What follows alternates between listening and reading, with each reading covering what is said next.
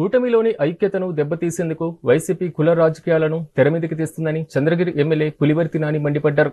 అభివృద్ధిని చూసి ఓర్వలేక అంబటి రాంబాబు, జోగి రమేష్ డైవర్షన్ పాలిటిక్స్ చేస్తున్నారని ఆయన ఆరోపించారు. లోకేష్ పైన అనుచిత వ్యాఖ్యలు చేసిన అధినేత మాటకు కట్టుబడేటువంటి సమన్వయం పాటిస్తున్నామని స్పష్టం చేసిన పులివర్తి నానితో మా ప్రతినిధి Raman Kumar face to face. లో లడ్డు ఘీ కల్తీ వివాదం ఇప్పుడు చిలికి గానివాలుగా మారుతున్న పరిస్థితి.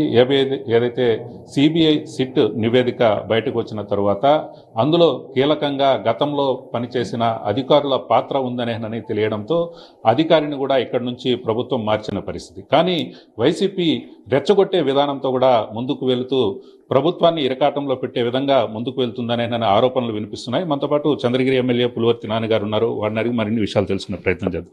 చెప్పండి అన్న, ఈరోజు ఏదైతే లడ్డూ వివాదం చిలికి గాలివానగా మారుతుంది, ఏదైతే వైసీపీ నాయకులు రెచ్చగొట్టే విధానంలో మాట్లాడుతున్నారనడానికి నిదర్శనం అనుకోవచ్చా? 100% మీరు చూసుంటారు. మొన్న రాంబాబు గారు మాట్లాడింది, నిన్న జోగి రమేష్తో సంబంధించిన వ్యక్తులు మాట్లాడింది కూడా ఏ విధంగా రెచ్చగొట్టి మాట్లాడినారో మీరు చూసుండొచ్చు. అంటే డైవర్షన్ పాలిటిక్స్ 2019 నుంచి 24లో కూడా డైవర్షన్ పాలిటిక్స్ ఎట్లా చేశారో ఇప్పుడు కూడా అదే విధంగా సిస్టమ్కి వస్తున్నారు. దీనికి ఇదే ఉదాహరణ. రాష్ట్రంలో ఈ డైవర్షన్ పాలిటిక్స్ చేస్తూ శాంతి భద్రత లేదనో ఇంకోటి చేయాలనో లేనిపోయిన ఇష్యూస్లు చేసుకుంటూ, అంటే ఒకరున్నట్లు ఒకరు ఉండరు కదా. ఇప్పుడు మన ఇంట్లో మన అన్నదమ్ములు 5 మంది ఉంటాం. 5 మందిలో నాన్నని ఎవరైనా తిరిగితే ముగ్గురు సైలెంట్గా ఉన్న ఇద్దరు వదలరు. ఆ విధంగా కుటుంబం, ఒక తెలుగుదేశం పార్టీ అనేది ఒక కుటుంబం. ఈ కుటుంబంలో జనసేన పార్టీ ఒక కుటుంబం, బీజేపీ పార్టీ ఒక కుటుంబం, అంటే ఎన్డీఏ పార్టీ మొత్తం కలిసి ఒక కుటుంబంగా ఉన్నాం ఈరోజు రాష్ట్రంలో. ఎవరినో ఒకరు తట్టుకొని ఉండలేరు కదా, అది వాంటెడ్గా చేశారండి. ఏదైతే నిన్న జోగి రమేష్ ఇక్కడ చంద్రగిరి నియోజకవర్గంలో వచ్చే ప్రెస్ మీట్ కూడా పెట్టడం జరిగింది. లోకేష్ బాబును కూడా ఆయన మాట్లాడిన తీరు రెచ్చగొట్టే విధానంలోనే ఉందనుకోవచ్చా? కానీ మీకు అధిష్టానం నుంచి ఎటువంటి ఆదేశాలు వచ్చాయి?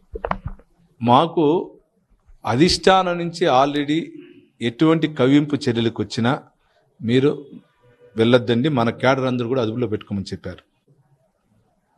అధిష్టానం కానీ ఆ మాట చెప్పతలు రెడీగా ఉన్నారు. అంటే మీరు దీన్ని బట్టి అర్థం ఉంటుంది, నువ్వు ఒక దొంగ సారాయి కాస్తున్నట్టు ముద్దాయి కండిషన్ బెయిల్కో లేదంటే దేనికో వచ్చావు ఇక్కడికి. ఇంకో రాష్ట్ర సంబంధించిన మద్యం నాయుడితో కలిసి నువ్వు ఇద్దరు కలిసి ప్రెస్ మీట్ పెట్టారు. చంద్రగిరి నియోజకవర్గంలో వచ్చి కూర్చొని నిన్న లోకేష్ గారిని మాట అన్నప్పుడు మేము ఎట్లుంటాం చెప్పండి. అయినా ఉన్నామంటే రాష్ట్ర నాయకత్వం, మా పెద్ద ఆయన గారు కానీ చిన్నాయన గారు కానీ చెప్పిన విధానం వల్ల అందరూ సైలెంట్గా ఉంటుంది. చెవిరెడ్డి మీద మరలా కూడా విచారణ జరిపించాలని మీరు స్పష్టంగా కోరుతున్నారు. ఆల్రెడీ ఉంది కదా విచారణ, తుడా ఫైల్స్ ఉంది, మన దొంగ ఓట్ల కేసు ఉంది, దొంగ ఓట్లు ఉంది, సెంట్రల్కి ఆల్రెడీ ఇచ్చున్నాం. నాకు సంబంధించిన ఫోన్ డేటా అంతా కూడా ఇది తయారు చేస్తున్నాం. ఆ విధంగా ఇతను చేశాడు. తుడా నిధులు దగ్గర 110 నుంచి 120 కోట్లు తిన్న కేసు ఉంది రెడీగా. దాంతోపాటు నా పైన హత్యాయ ప్రయత్నంలో ఇతను ఒక ముద్ద కేసు ఉంది, అది విచారణ జరపాలి. దీంతోపాటు మేజర్ దొంగ ఓట్లు ప్రతి ఒక్కరికి, మానవునికి కానీ ప్రతి ఒక్కరికి కూడా ఓటు హక్కు అనేది ఇంపార్టెంట్. ఆ ఓటు హక్కు లేకుండా చేయటం కానీ ఓటు హక్కుని వేరే విధంగా చేయటం అంటే సంఘం ఒక పవర్ఫుల్ ఎలక్షన్ కమిషన్, అటువంటి దాన్నే నియంత్రణ చేసిన వ్యక్తి ఇతను సాయం చేసిన వ్యక్తి మన ఈరోజు కడపలో మెప్మాగా ఉన్నటువంటి కిరణ్ ఆర్డీఓ, అది ఈరోజు మెప్మా అధికారి. వీళ్ళిద్దరు కనుసన్నలోనే అంతా జరిగింది. చంద్రగిరిలో స్టార్ట్ అయినాక రాష్ట్రం మొత్తం జరిగింది. ఈ కేసు 100% నేను వదలను. సుప్రీంకోర్టుకైనా వెళ్తాం, ఎక్కడికైనా వెళ్తాం, ప్రెసిడెంట్ దగ్గర కూడా వెళ్తాం. కేసులు ఉన్నాయి. మేమేం అక్రమ కేసులు ఎక్కడ చెప్పలే. న్యాయపరంగా న్యాయ వ్యవస్థ ఏముందో అదేవిధంగా వెళ్తాను నేను. అప్పుడే అడిగారు కదా ఫోన్ ట్యాపింగు, నా పైన హత్యా ప్రయత్నం జరిగినప్పుడు వెనకాల ఉన్న ఎర్ర కాగితాలు ఇంత బండలు దొరికింది. అది నాకు 4 రోజుల ముందు తెచ్చారు. 4 రోజుల ముందు వేరే వ్యక్తి అన్న ఇదేదో ఉన్నింది, ఎందుకు ఇన్ని రోజులు ఇవ్వలేదన్నా అంటే నేనేదో కాగితాలు అని ఆడ పక్కన వేస్తున్నావు. నన్ను చూస్తే మా ఆర్సీపురం మండలం నాయకులు, రూరల్ మండల పార్టీ నాయకులు ఫోన్ నెంబర్ ఉంది కదా, లిస్ట్ డౌన్లోడ్ అంత ఉంది. అప్పుడు తెలిసింది మాకు ఫోన్ ట్యాపింగ్ది కూడా. ఇంతకుముందు నేను చెప్పా, కానీ నిన్న దొరికింది 3 రోజుల ముందు నాకు అది పేపర్స్ అంతా. దాన్ని పెట్టి నేను ఇస్తున్నాను.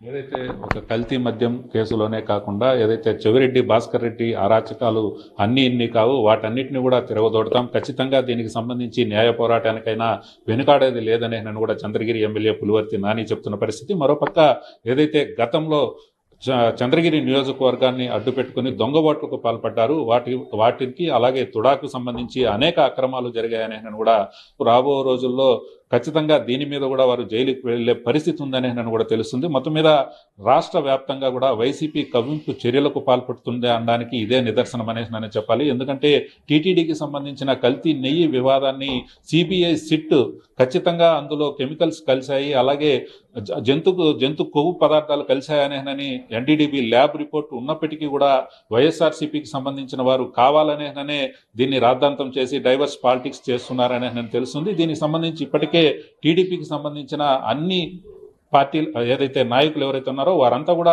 తీవ్రంగా ముక్తకంఠంతో ఖండిస్తున్న పరిస్థితి. వైఎస్ఆర్సీపీ చేసే ఎత్తుగడలకు ఎవరు కూడా లొంగద్దండి, కాకపోతే రాష్ట్రమంతా కూడా శాంతి భద్రతలతో ఉండాలనేనని ముఖ్యమంత్రి చంద్రబాబు నాయుడు అలాగే లోకేష్ ఇచ్చిన పిలుపు మేరకే మేము ఎవరు కూడా వారి జోలికి వెళ్లడం లేదని కూడా చంద్రగిరి ఎమ్మెల్యే పులివర్తి నాని స్పష్టం చేశారు. నిన్న ఏదైతే జోగి రమేష్ కవింపు చర్యలకు పాల్పడుతూ కూడా నారా లోకేష్ ని అనరాని మాటలు అన్నారో వాటిని కూడా మేము చూస్తూ ఊరుకున్నామంటే దానికి మా పార్టీ మీద ఉన్న ఏదైతే క్రమశిక్షణలో భాగంగానే మేము చేతులు కట్టుకుని ఉన్నాము.